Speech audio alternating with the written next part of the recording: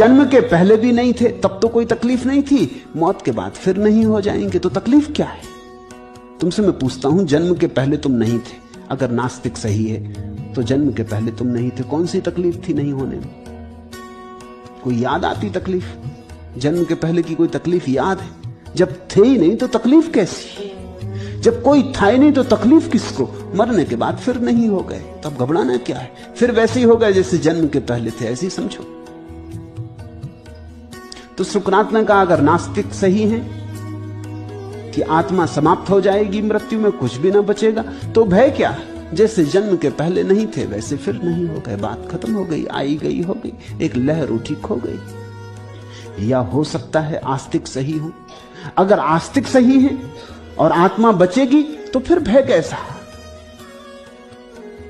शरीर ही गया, हम तो बचे ही रहे, हम तो शरीर थे ही नहीं। तो सुकरात ने कहा दो ही संभावनाएं हैं, या तो आस्तिक सही हो या नास्तिक सही हो। और सुकरात बड़ा हिम्मत का आदमी, वो ये भी नहीं कहता कि मैं मानता हूं इसमें कौन सही है, वो कहता मुझे कुछ पता नहीं, मगर भय कैसा? दो में से कोई एक ही ठीक हो सकता है, दोनों हालत में भय व्यर्थ है। तो अगर शरीर का जाने का भय लगता है तो क्या डर है? शरीर तो जाएगा।